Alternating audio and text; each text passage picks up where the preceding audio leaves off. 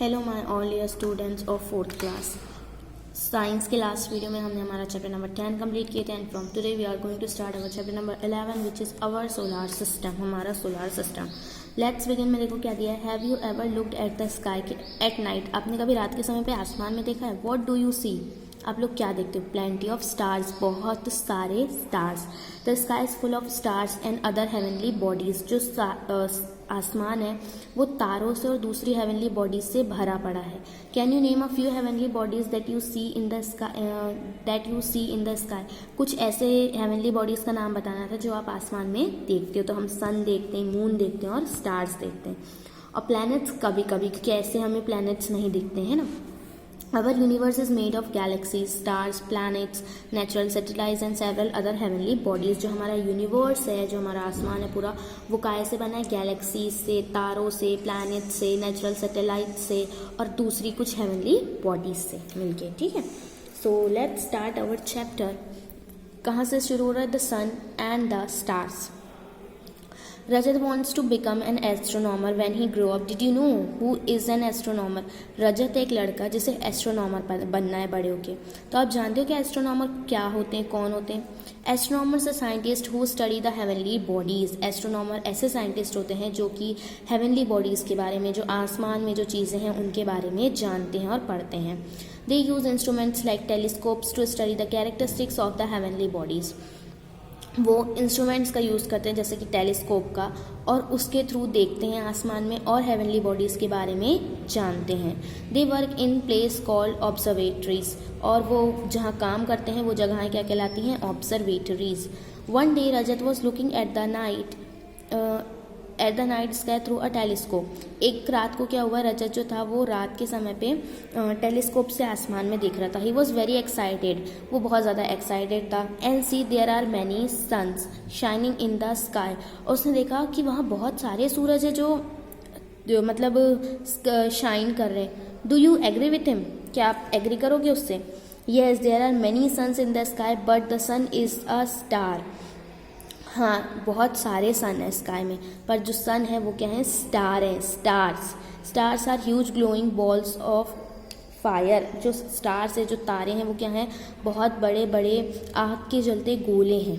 ठीक है, they give off light because they are hot, और वो लाइट दिखाते हैं क्योंकि वो बहुत ज़्यादा गर्म होते हैं। All the stars shining during the whole day and night, और जितने भी स्टार्स होते हैं ना वो दिनों रात चमकते रहते हैं। डिड यू नो में कहते हैं an astronaut is a person who travel in the space in a space craft. Astronaut क्या होते हैं? वो लोग होते हैं जो कि स्पेस में जाके ट्रैवल करते हैं स्पेस क्राफ्ट से, रॉकेट से। All stars including our sun have their own heat and light. जितने भी स्टार्स हैं, है ना, हमारे सन को मिला के, वो सब उनकी खुद की लाइट है और उनमें खुद में हीट है, गर्मी है। दे डू नॉट मूव, और वो मूव नहीं करते हैं, वो एक ही जगह पे रहते हैं, मूव नहीं करते हैं। ठीक, और अभी क्या बात है कि सन जो है वो एक स्टार है। If the sun is visible during day time why don't we see the other stars during the day. क्या बोल रहा है कि अगर हम सन को दिन के समय पे देख सकते हैं, देखो जैसे मैंने आपको बताया कि सन जो है वो एक स्टार है, जब हम दिन में सन को देख सकते हैं तो हम रात पूरे जितने भी स्टार्स हैं जो हमें रात में दिखते हैं उनको भी दिन में क्यों नहीं देख सकते हैं? We do not see the other stars because the sun is very nearer to us and its light is very bright। वो इसीलिए क्योंकि जो दूसरे स्टार्स हैं हम उन्हें इसलिए नहीं देख पाते क्योंकि जो सन है वो हमारे बहुत करीब है ना, और उसकी जो लाइट है वो बहुत ही ज़्यादा तेज़ है। When the sun is not in the sky and it is dark we can see the other stars in the sky। तो जिस समय पे सूरज नहीं होता है स्काई में तो उस समय अंधेरा होता है, जब अंधेरा होता है तब जाके हम दूसरे स्टार्स देख पाते हैं, नहीं तो सन की जो लाइट है, सन की जो रोशनी है, उसके कारण हमें दूसरे स्टार्स दिन में नहीं दिखते हैं। There are many stars which are as big as the sun and some are even bigger than our sun, then why do stars look so small. अब क्या बोल रहा है?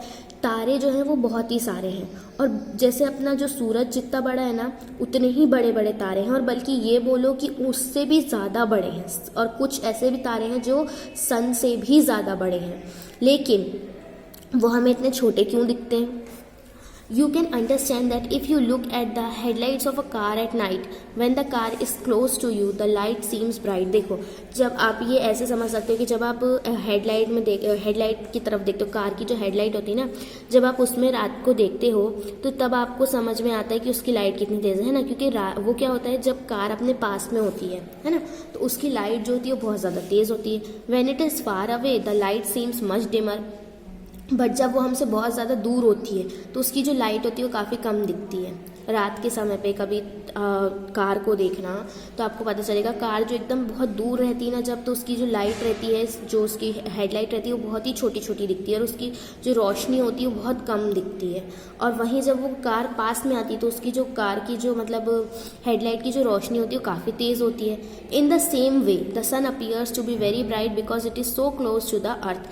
इसीलिए सेम तरीके से जो सन है उसकी लाइट हमें बहुत तेज़ दिखती है, क्योंकि वो जो अर्थ है हमारी उसके बहुत ही पास में है ना. मैंने आपको बताया कि हेडलाइट जो है जब आप दूर से देखोगे तो उसकी जो लाइट रहेगी वो काफ़ी कम दिखेगी, पर जब आप उसे पास से देखोगे तो ज़्यादा दिखेगी. सेम वही है हमारे सन के साथ, कि जब हम दूर से, जो हमारा सन है वो अर्थ से बहुत करीब है इसलिए उसकी लाइट हमें बहुत तेज़ दिखती है, पर जो बाकी तारे हैं वो हमसे बहुत बहुत बहुत दूर है ना, इसलिए वो हमें छोटे भी दिखते हैं और उनकी रोशनी कम भी लगती है. If you look up at the night sky the star seem to be scattered all over the sky. जब आप रात को आसमान में देखोगे तो आप देखोगे कि पूरा आसमान जो है वो तारों से भरा होता है. It may seem difficult to recognise any special star. और ये बहुत ज़्यादा डिफ़िकल्ट होता है कि हम किसी एक स्टार को मतलब पहचान पाएँ, कोई एक स्पेशल स्टार को हम पहचान सकें, रिकोगनाइज कर पाएँ. But after observing for some time you will find that the stars form imaginary groups. लेकिन जब आप स्टार्स को ध्यान से देखोगे तो आपको पता चलेगा कि स्टार जो होते हैं ना वो ग्रुप बनाते हैं, इमेजिनरी ग्रुप.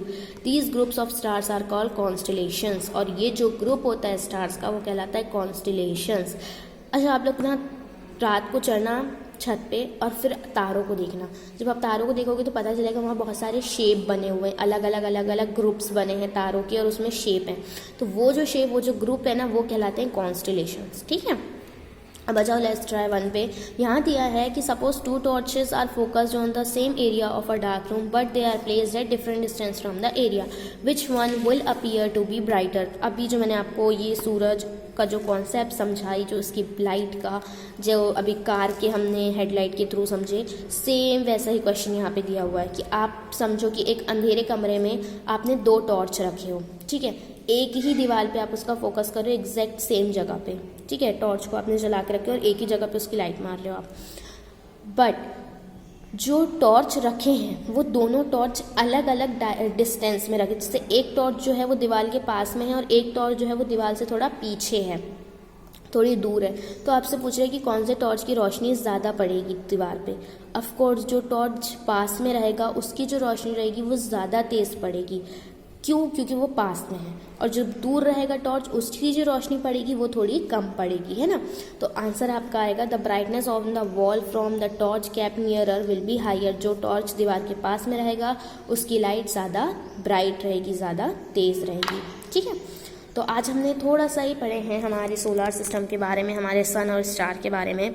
इसके आगे है हमारे अवर सोलार सिस्टम, ये हम पढ़ेंगे हमारे नेक्स्ट वीडियो से. आई होप आज का वीडियो आपको समझ में आया हो और पसंद आया हो. तो for next topic we will continue our next topic from next video. Till then bye, love you and take care.